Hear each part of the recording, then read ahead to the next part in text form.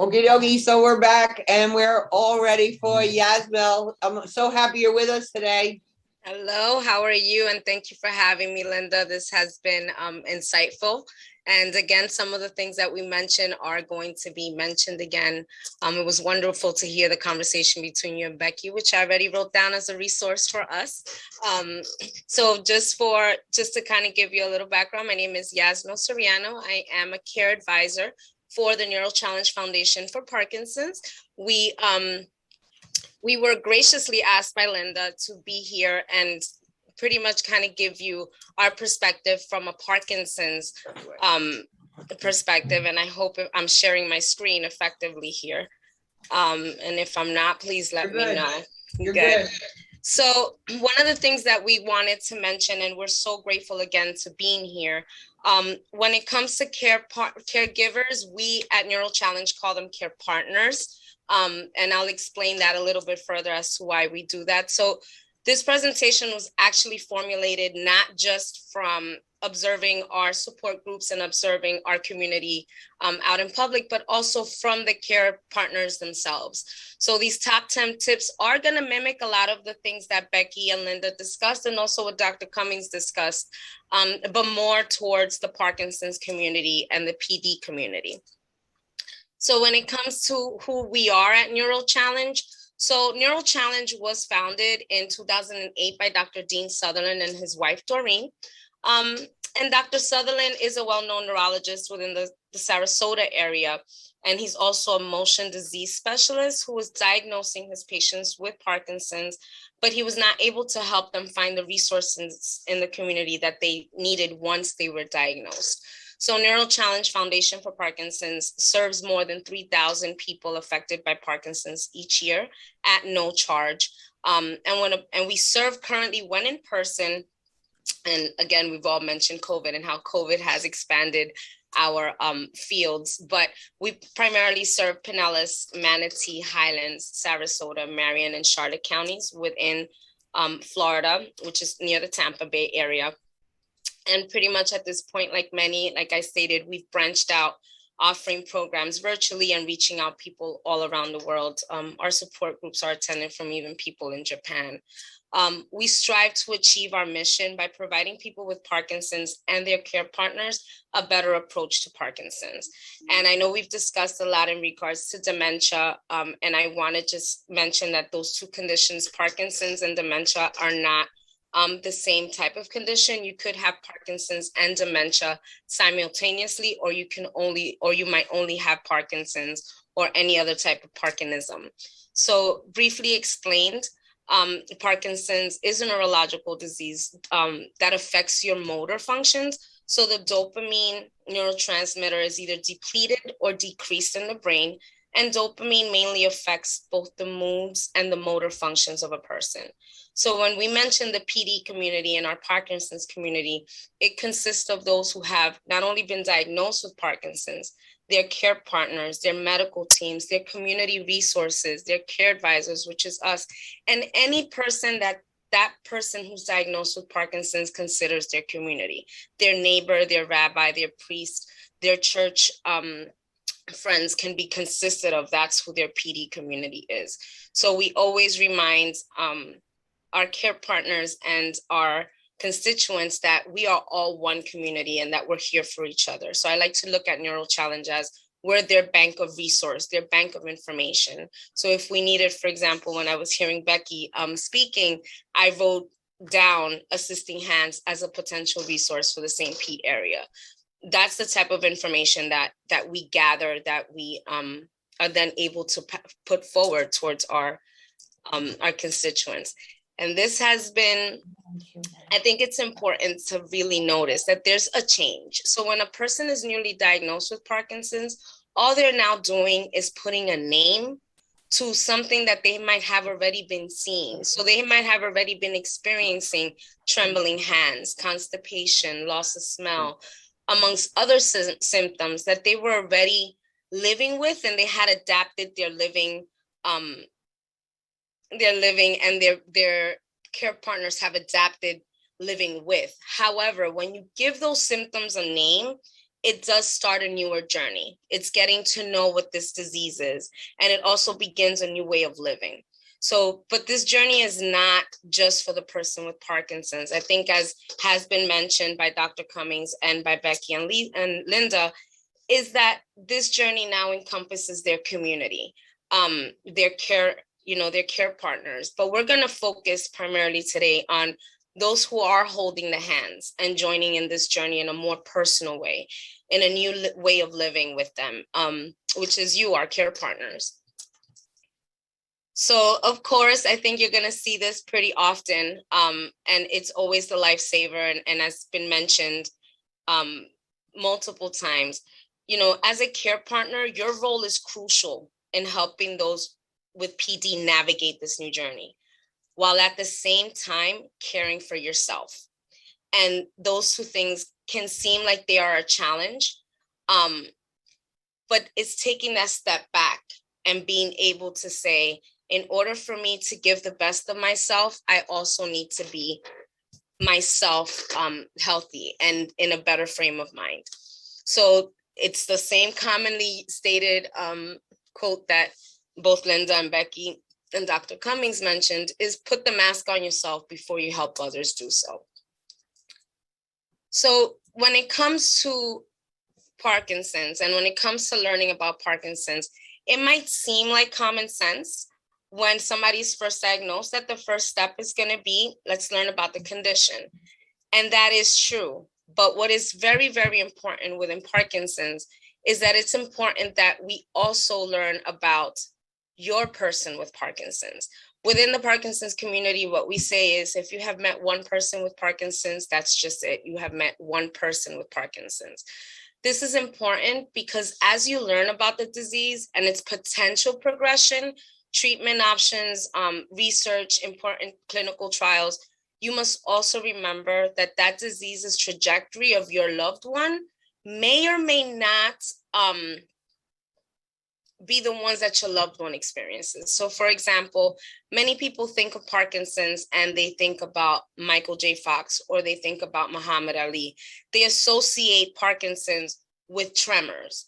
Well, there's a percentage of people within the Parkinson's community that do not experience tremors at all.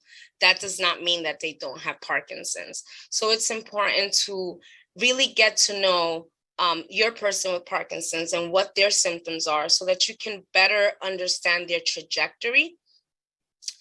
So it might seem challenging at first, but in our experience, the care partners become more empowered when they become familiar with the intricacies of their own person with Parkinson's and what their daily life activities are.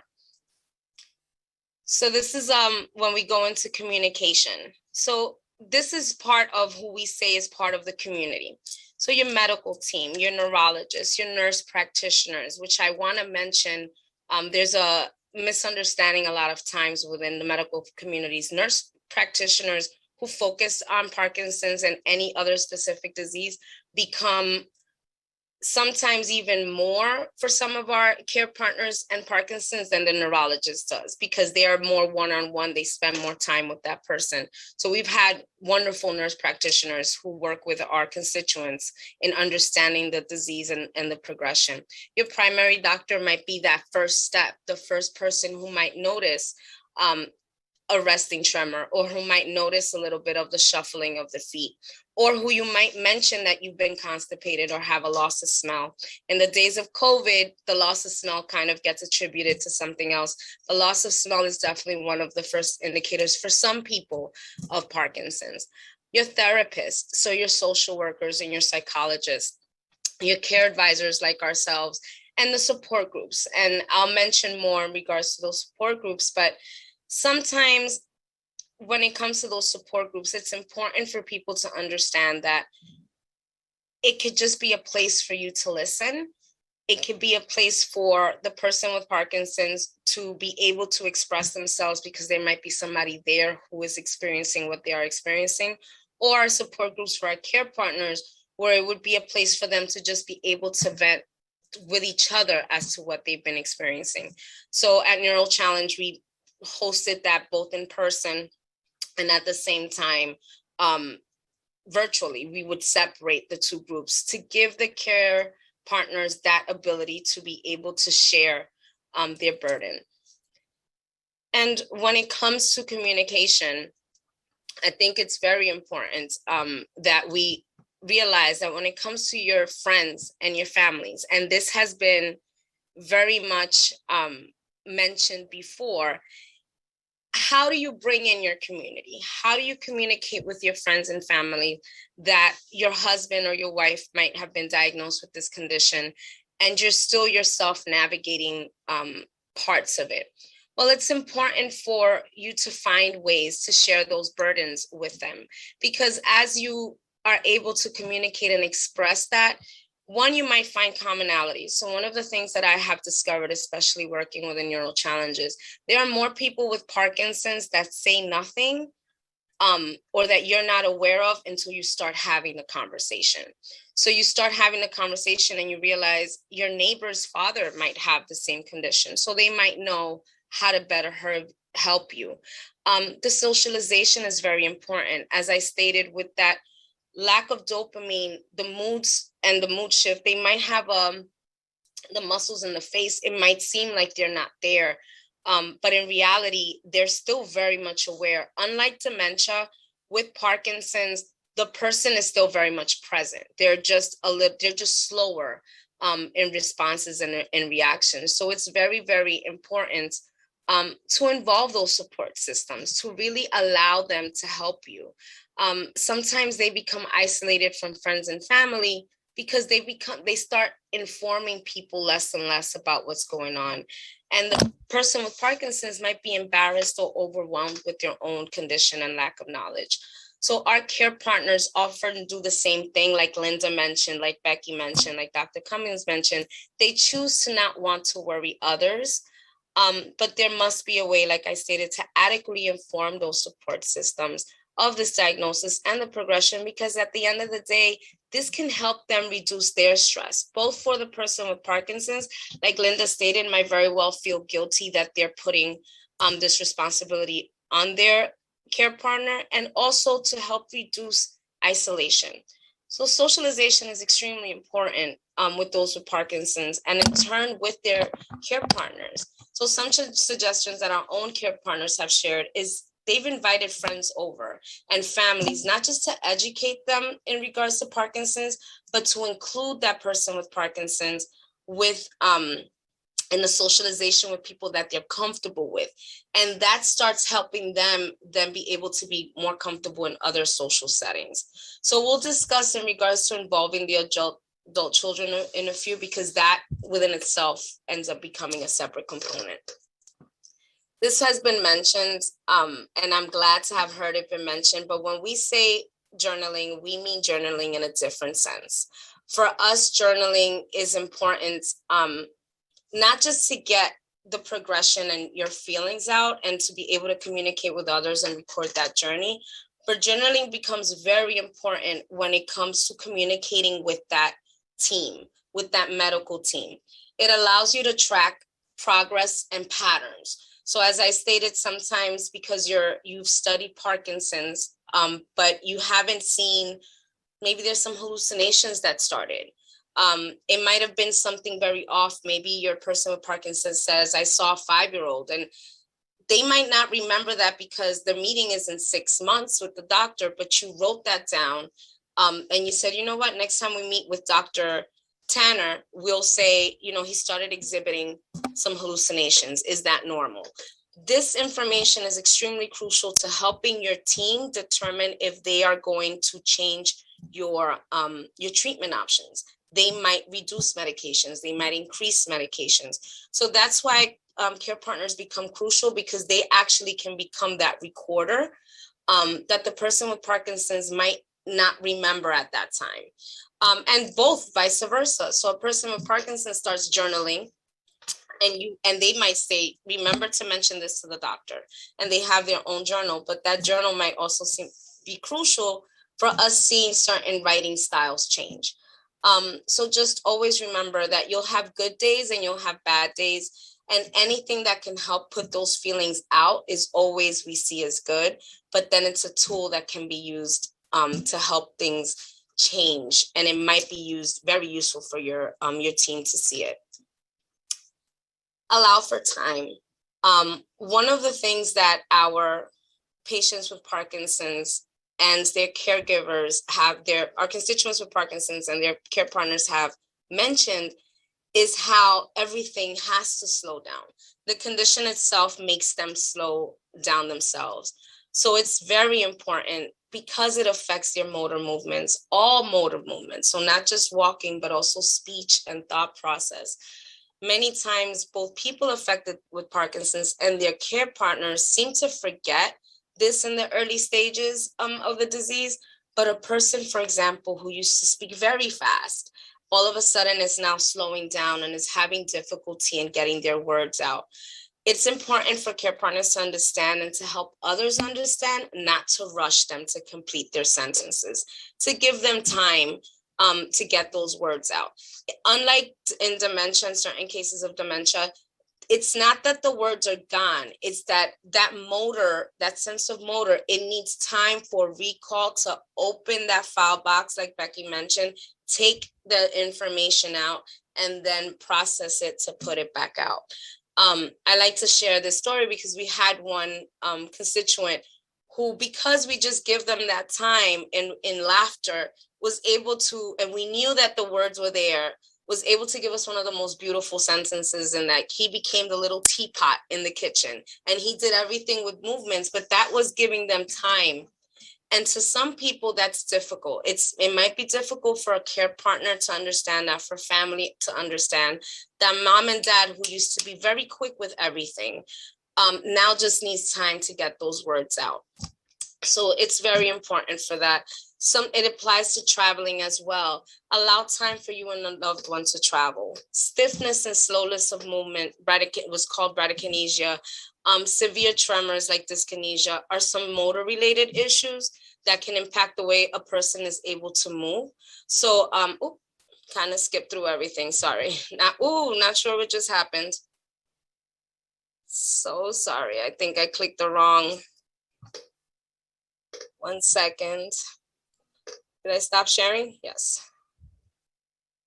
I'm sorry. My computer did its own little thing right now. It's okay. They have their own minds. They definitely do. Let me get this back on.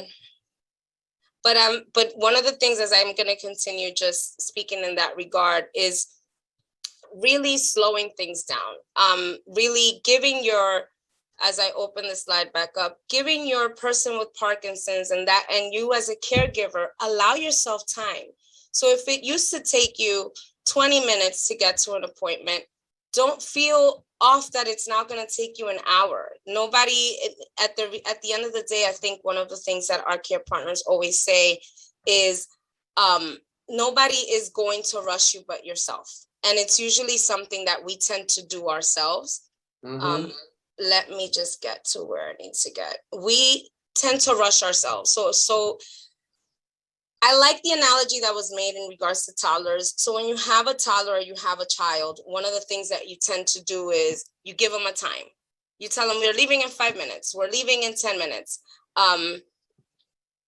That's the same rule applies with Parkinson's. You allow them that time to get together, to get their things, to get up.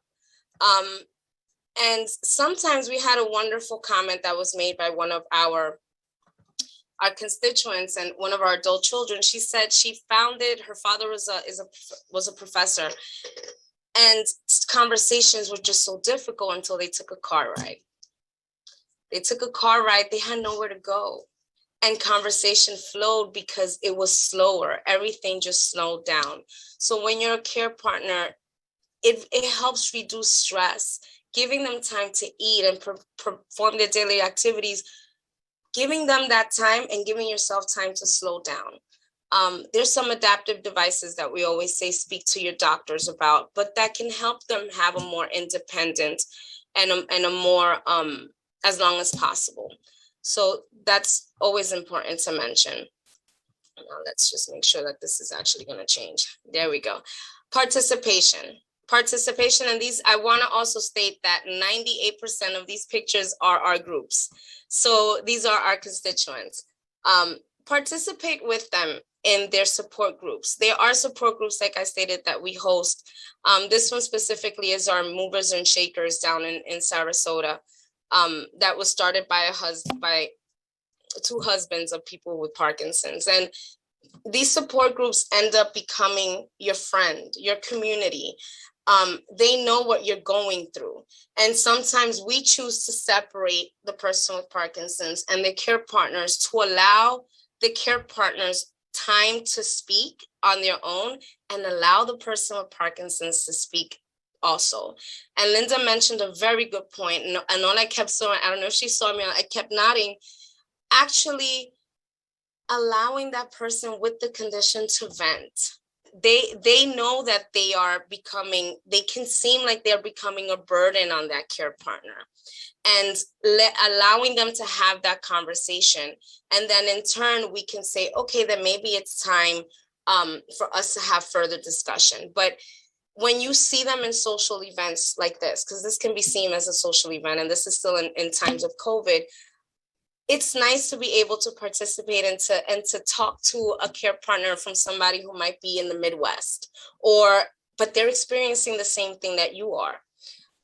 Dancing is a wonderful way for you to participate with with your person with Parkinson's. I like to bring up this couple because to see them dance together, like if they were in their mid-20s or in their 30s, is a way to reconnect. And that's what I like to see when it comes to care partnering. Sometimes you're so focused on the individual's condition that you forget that that person is still present. So this allows you to reconnect and be back in the community and pretty much let people know we're here, we're not gone. And you might find those people who are able to help you at that time. So I mentioned before in regards to the adult children. So the adult children, I think it's been mentioned, who are living far away, possibly in another state or just far from the person with Parkinson's, it's very important that they are included in conversations and with updates. This conversation between the care partner and the person with Parkinson's needs to be had very early on, because as the condition progresses, the care partner starts taking on responsibilities that they can very well delegate to their adult children. Even if, Susie's in another state, the care partner is so busy making all their medical appointments for the person with Parkinson's, they forget about their own medical appointments. They start becoming one of those 3 and 10 that has been mentioned by Linda and Dr. Cummings, because they put themselves completely to the side. Usually it's because the care partner doesn't want to bog down the adult children. Our children shouldn't have to worry about this. In the meantime, what we're hearing from our adult children is, I don't know what's going on with mom and dad. I'm frustrated because I want to be able to help and I want to be able to know how they need me, but they always say, I don't need anything. So it's important to not keep them in the dark, because they can be your best ally. When it comes to some respite time, when it comes to, they can also benefit from some support group. And we have support groups for just adult children. And one of those things that you hear is, we feel like we're in the dark. We don't know what's going on because mom won't tell us what happened with dad. And then mom gets sick and the kids don't know what to do or how they can assist. So that's why we always say, keep them involved, give them a task. I might live, for example, in Florida. My mom is in New York. I'm the one who makes her orders, and my sister might check her bank account. We each take a role. So giving small roles to those adult children can take some pressure off of yourself. They can even find resources for you if you're not able to do so, or they can take some time away and provide you some respite. And we look at respite sometimes a little bit different on our end as well. And sometimes they might just be the sister that can help with all the paperwork. Yep, that's exactly, for someone else to do. And that's what happens also in these times of technology. So for example, mom is overwhelmed with all this paperwork, but that adult child might be very well versed in going, hey, we can do all the estate planning online. So yeah. That's a huge burden to be taken off of the shoulder. So that's extremely important. Very well mentioned, Linda. It's just, this is one of our families. And as you can see, they're a tri-generational family. So you have granddaughter there and everybody takes a role. So everybody's given a role to be able to help grandpa. As they should. And that's exactly how we like it, because it says that person is still there. I always remind our constituents, I see you, I see your eyes, I see the spark, because they're still there. So it's important to really remember that with Parkinson's, especially with any condition in reality. And Yazmil, somebody just typed in a question. She said, my 2 aunts have Parkinson's. What's the chance I'm going to get it? So with Parkinson's, so that's a very good question. So Parkinson's has a smaller percentage that's genetic. So about 10% of Parkinson's is genetic. Based on what my next question is usually, where are you located? So Parkinson's itself, the bulk of Parkinson's that has been researched is environmental. So either they were veterans and they were exposed to the agents X, Agent Green, all those different types of agents. They were farm workers being exposed to Parquat or other types of insecticides. The Michael J. Fox Foundation is really working, lobbying against getting them off of the agricultural lists. Or they worked in factories or near factories. Some of the chemicals that were used in that area. When we hear my aunt and my mom, you're one of those constituents that we would turn around and say, go to a doctor. There are researchers out there, stages 1 and 2, that would benefit. PDGen for the Parkinson's Foundation right now is doing a genetic study. So they're trying to really get that marker down. So you can go to the Parkinson's Foundation and they have the PDGen study, and they're really trying to get down to what percentage might be that you might develop Parkinson's or Parkinsonisms based on your aunt and your mom. So that's important. And I'm glad that they brought that up, because it's something that research and clinical trials, I'm a healthy individual and I'm going through some of those clinical trials in hopes of finding a cause for Parkinson's. Because as of right now, there's about 7 million individuals. By the year 2040, we're expected to see 24 million individuals diagnosed with Parkinson's. So we're trying to get people diagnosed as early as possible. But the best way that we can do that is if people participate in clinical trials and research. And PDGen is definitely one of those in regards to that genetic marker. So let me just make sure I went here. So when it comes to humor and laughter, and I like the fact that this was mentioned by Dr. Cummings, I'm big on research. I'm a huge research person. So I made sure that when I came with this, it's more than just a joke. Humor and laughter, as stated here, the short-term benefits, it increases oxygen to muscles, hearts, and other organs, reduces stress in circulating blood flow and muscle relaxation, activates and releases stress response, increasing and decreasing blood pressure, making you feel more relaxed. Who doesn't want to feel more relaxed? The long-term benefits of laughter and humor, it improves your immune system. And it starts sparking more positive and fun thoughts that can release neuropeptides into the brain that helps you fight stress and serious illnesses. It helps relieve pain. So when you're not feeling well, put on a comedy show. It does help you release some pain and allows the body to be able to self-heal. It increases personal satisfaction. And this is very, very important for both care partners and people with Parkinson's. But it makes it easier to cope with difficult situations. These are our constituents laughing at a situation that we had at the expo. So it's just important for them, for your mood to be more, increase your mood, lessen your stress, depression, anxiety. These are all things that I don't think you always hear smile a day can keep, it's instead of the apple, they're saying a smile a day. Well, when you smile, somebody else smiles and you might make their day a little bit better. But when you laugh and you get some of those energies out, I mentioned again, the little teapot, that was part of our virtual laugh program. And they were all supposed to make believe like they were a kitchen appliance. We were all making believe like we are a kitchen appliance. And it's interesting to see how the motor, the cognitive, the laughing, it all came, the eyes just became bright. And at the end of that, we ended up finding out one of our constituents had actually lost their partner. and she didn't think she was going to join that class, and she felt so much better. And it was just a matter of releasing some of those thoughts. So laughter is very important. And like I said, it's really more than just a joke. So this is from the Mayo Clinic, if some of you would like to look that up. So I'm not making up the stats. Mental health. So I think that when it comes to mental health, it's that part that people are now starting to really shed light on and really start focusing on. Grieving, when we speak about grieving, we're looking at grieving not just of a loss of life, but a loss of a lifestyle. So a person that they once was or thought that they once was. But grieving is not just about death.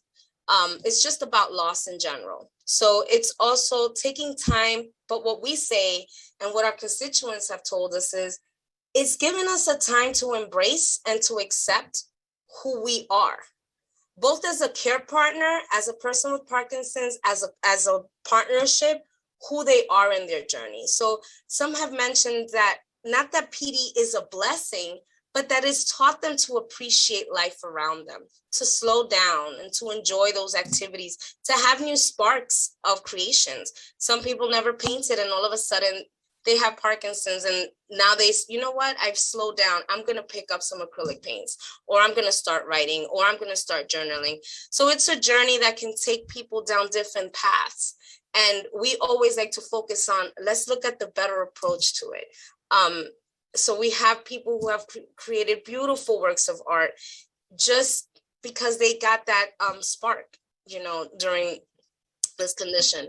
When we say respite, yes, we do, like Becky said, companion care, but we look at respite as just taking time for yourself, for care partners for themselves. If that means getting your nails done, if that means going to church, like I know it was mentioned, if that means that you fed the ducks every Thursday, then that is what we wish for you to continue to do. Finding ways to allow that to happen. And it could be companion care, like Becky had mentioned. It could also be your neighbor that is eager to try to help you. And taking time for yourself, really taking time for yourself. Alternatives like yoga, meditation, deep breathing, those are things that help. Yes, it helps the person with Parkinson's, but it helps that caregiver, that care partner become more grounded.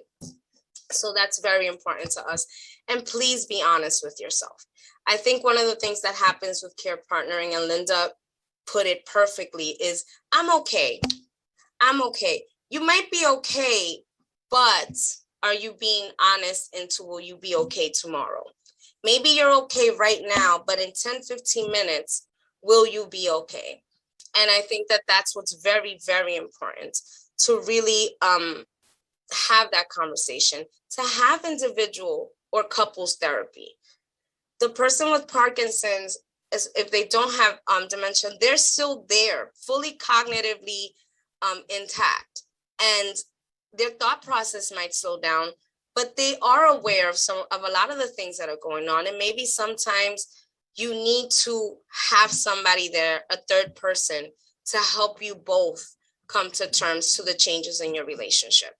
So that's very important as well. So moving on a little bit, and because of course it would happen. Here we go. Physical health. So when we say physical health, yes, I can give you all the statistics of how important exercise is for a person with Parkinson's. Extremely important. It helps reduce a lot of progression of the disease. It's actually being now looked at as more important than the medication. So they go tandem. However, when you are the person that's caring for this individual, you also should be exercising. You also will benefit from a lot of the things of exercise, whether it's improving your balance, improving your gait, having a lower blood pressure. There are wonderful activities you can join with your person with Parkinson's. So there's pedaling for Parkinson's, there's rock steady boxing. And these are ways for you to get moving while at the same time being in the same class with them. So Delay the Disease, for example, is a class that's hosted in the Y in St. Pete. And you'll see the care partners right along with your Parkinson's partner doing all of these big movements and all of these exercises that help them but will also help them help their person with Parkinson's. You know, you need to be doing bigger movements and prompted, but it's because your physical health is also very important. In order for you to be present, you need to be taking care of yourself. So join that class. You know, look for ways to also get them out to join those classes. These are all tips that are going to help you be able to help them, and for you both to be on this journey together. You're already on this journey together, so why not take some benefits from these classes? So I have mentioned this before. This is one of our wonderful couples. When it comes to this presentation, when we brought it up, Linda, to our constituents and let them know that we were going to do this presentation for care partners, they jumped at trying to give you other care partners in any stage that you're at with any condition that you're dealing with tips. So our care partners wanted to share a few words from them to you because they're in your shoes. So these are their actual words. And I do get a little, I know these individuals personally, so I do get a little choked up when I read some of these. But one of them stated, my suggestion to other caregivers is to learn all you can from fellow caregivers and medical lectures. I learned a lot from other members in our Northport group that helped me plan ahead. I would also suggest you open up at the support groups and share your challenges. So I would say, as a caregiver, regardless of the progression of your partner, speak up and try to get answers and support. A lot of times, Linda, I think, mentioned this, when we have, especially in this area of Zoom, when we have care partner support groups, some people would keep their cameras off or they would share very little. And then as the groups, but they kept coming. And as the groups would progress, they kept seeing similarities in the challenges that others were dealing with. And it helped them open up. It helped them realize that, one, no, they're not alone, that taking care of someone with Parkinson's has steps and progressions. So for example, somebody can have Parkinson's for 30 years and not go past stage 3, or somebody gets diagnosed at stage 3 and rapidly move to stage 5. But their experiences and sharing with each other as care partners helps them understand that this is the disease and not their partner. So it gives them that different view. Don't be terrified by what you are facing. Look at it one step at a time. Take a look 6 months to a year and see your progress. Sometimes I like Dr. Cummings had shown that beautiful picture of somebody looking that it had everything on top of them. Sometimes care partners feel, I think like even a new parent, sometimes you feel like you're not doing anything right now. There's no wrong answers. And I think that when everybody's experiencing something together, this journey is your journey. And like I stated, two people might not be exactly the same, and it's also different personalities. But give yourself that opportunity to say, look how far we have come. Look at where we were 6 months ago. So now we can take a look at what might happen 6 months from now. So some of our care partners like to look at it instead of days at a time. They like to look at it months at a time, because some say that a week feels like a day. So it's important for you to really give that time and to not be scared. You might be fearful, but understand that we're here for you. I love this one because designate a schedule away from that person with Parkinson's. Put it on your schedule. Put it on your calendar and stick to it. Blame the disease and not your person with Parkinson's when the frustration is high. And this is important. I remember there was one constituent who says, you know, he's not at risk for himself. I said, then get an Alexa. Put the video in the camera and take the dog for a long walk. That might help you know, okay, he's safe. I'm close, but I need some time to just walk away and remember that this is Parkinson's and not my husband. So that's a very important tips that they have given. Never think it would be you when you hear the stories. I have learned valuable lessons of what is to come from people brave enough to share. It may sound scary when in reality, it prepared me for what came. So that's very important. Some of our care partners might come in when somebody was just diagnosed and they're listening to somebody whose care partner, whose personal Parkinson's might have passed. We do have the experience of having care partners continue our groups because of those who have passed. And then I like what this says, you know, I know it's cliche, but force yourself to take time for yourself. So you see that pattern. These are coming from them. You're important. Yes, your job that you're doing is very important, but you are important. And I love the way that this next care partner worded this, and that's why I gave her her own screen. She goes, network. Take advantage of the experiences of others who do the same work. So consider joining a local support group. If that doesn't appeal to you, think about it this way. A support group is not about pouring your heart out to strangers. If you sit there and say absolutely nothing, you can still find comfort in knowing that others are contending with exactly the same issues that you face. And if you attend a few sessions, even though you'd rather be somewhere else, you'll eventually notice at least one or two other caregivers who you can relate to. Then you can exchange phone numbers or peel off from the larger group and meet them for coffee or lunch occasionally. Why bother? Because even if you have the most supportive friends and family on the planet, there is nothing like being able to call someone who is walking in your shoes and say, it's been a really tough day. And this is something that I think when it comes to, she also looks at the support groups as a networking and a job. She really says that being a caregiver is a job. And that if you're going to take on a job, being a care partner, then in any job, you need training. And no job is just going to put you out there without training. And that's what Neuro Challenge serves as, that foundation, as that source of resource. We'll do the educational programs. We'll do the events that our constituents ask of us. Yes, their Zoom fatigue is real, and that is very true. And a lot of people are tired. But when it comes to sharing these stories, we hear them from Michigan. We hear them from Japan. Yes, at 7 o'clock in the morning, somebody got up to attend one of our support groups because she's been dealing with her father for 20 years. And in her country, they don't have a support group. So she just joined the virtual program. And for her to just hear, wow, we're dealing with the same situations, even though we're a world apart. Being in Florida, we deal with our snowbirds. So they're starting to come down, but they never disconnected from what they made their family. So they made their family through their support groups, and they'll call each other and we'll know where things are. And we lost a beautiful person, but it was wonderful to hear what her care partner said. She said, I will take time to grieve, but I will be back because I want to be able to give our care partners the same support they gave me. Yeah. That's a family.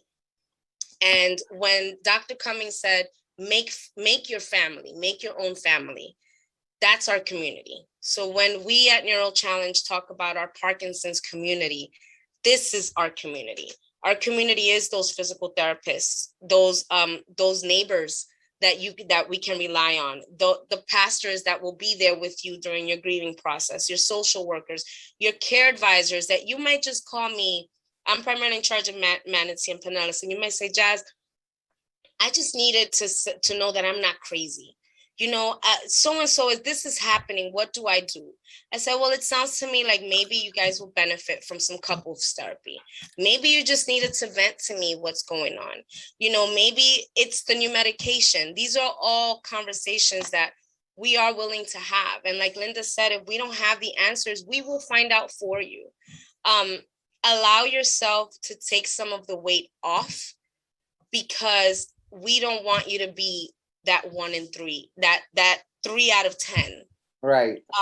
We want you to be there and be there present. And I think that it's a beautiful thing to see when we see care partners that are present and willing to say, wait a minute, this something's not right here. But then they're able to take a step back and say, I need to call my daughter Susie because he might relate better to her. And it's a matter of really putting things into perspective. And as a child myself, and as a mom, I would, being in the middle sometimes, you want to be able to help your parents. And you Yes. want to be able to say, well, you know what, Mom, I'm going to take care of all of Dad's appointments. I'll put them down for you on this calendar.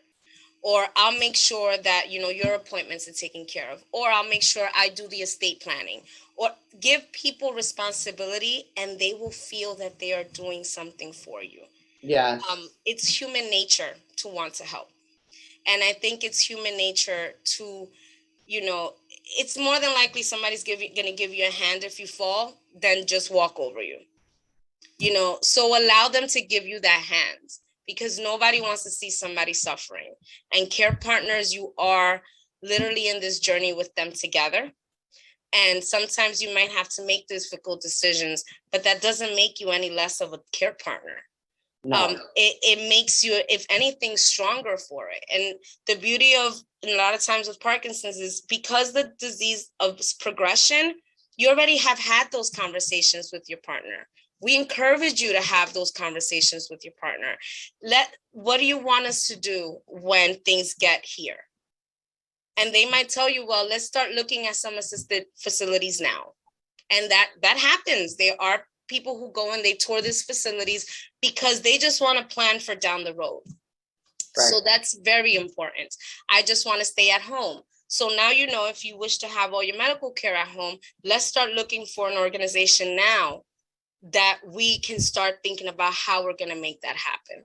So that's pretty much where we stand at Neuro Challenge. This is my wonderful team, our CEO, Sarah, April, supervisor, MJ, who's in charge of our donations, because like I stated, we're completely nonprofit, but we only receive donations. So that's how we stay afloat. We have Donita, the face of our organization, beautiful Tracy, who does all of our tech support and marketing, James, who's in the business end of things, and then our 3 care advisors, Ellen, Diane, and myself.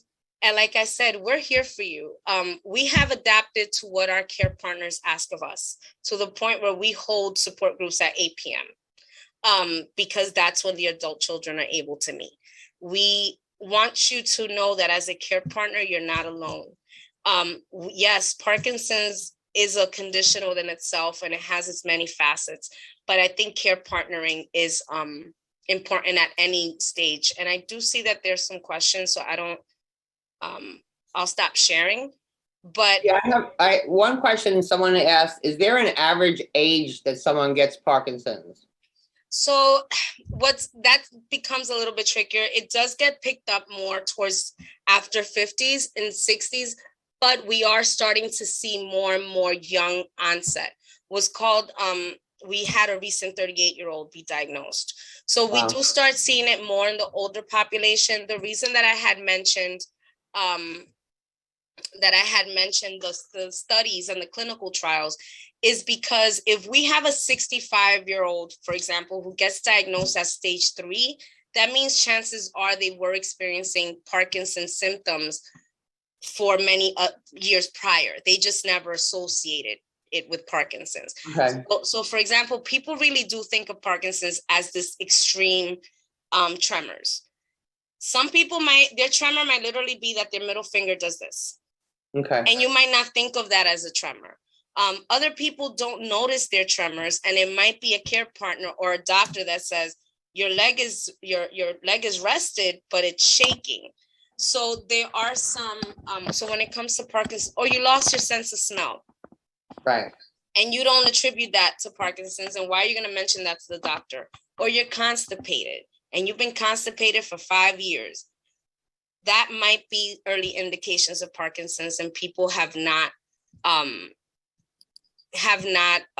picked up on that, or they have not spoken to the doctor on it. So that's where research is really going towards now, diagnosing early so that we can get people on the medications earlier to decrease so many of these symptoms. Yeah. And then the one other question is there any way Parkinson's can be avoided? Unfortunately, that is, I guess this is with everything that happens in society, people think it can either be avoided or cured. One of the reasons that I said in regards to the pesticides and the chemicals, that's why the MJ Foundation, the Michael J Foundation, Fox Foundation is really working hard on getting a lot of these insecticides off of the agricultural list, like paraquat. These are all known agents to cause Parkinson's. They are known, there's a correlation between those agents and Parkinson's. There's a correlation between the pollutants in the factories and Parkinson's. Or people who lived in a community, they might have not worked in the factory, but they still had to drink that water and they still had to eat the agriculture. So there's a strong correlation there, more so than the genetic factor. So the genetic factor is smaller. There is a genetic component, but they're trying to find out if the genetic component is actually correlated with the environmental factors. So that's why it's extremely important that that people take part in these studies at phase 1, at phase 2, not phase 3. And what phase 3 usually is, they already got a medication out and people kind of want to try it. But we need to in order to get to phase 3, we need phase 1 and phase 2 participants. There's starting to be more correlation with gut health and dementia and Parkinson's. So gut health is definitely something that's being looked at more and more. Again, correlated with some of those insecticides and some of the pesticides and those chemicals.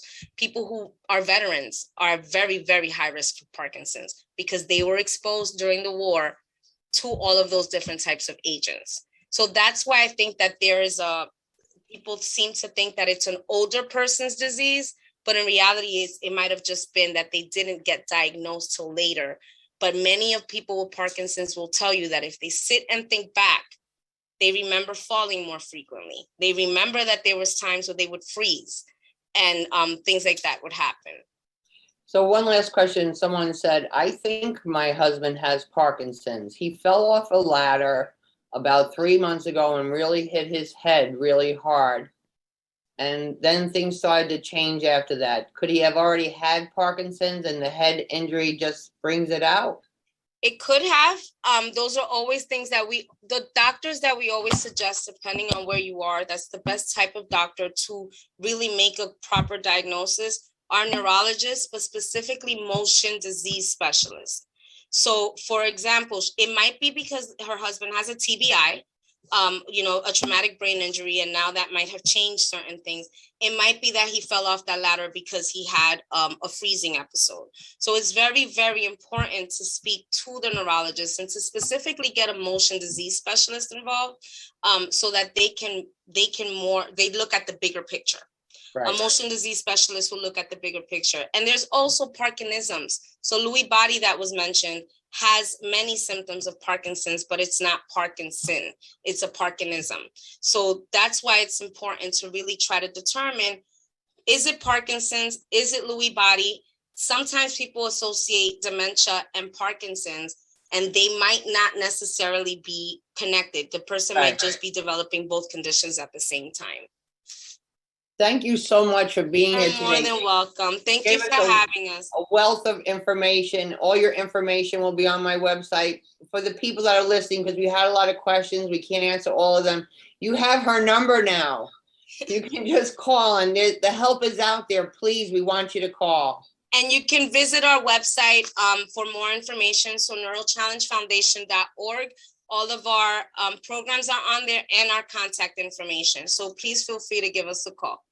Because an educated person is your best deal. Yep. Thank you so much, Linda. So this session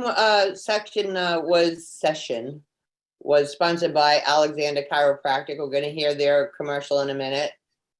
And then we're going to go into some fabulous things at lunch.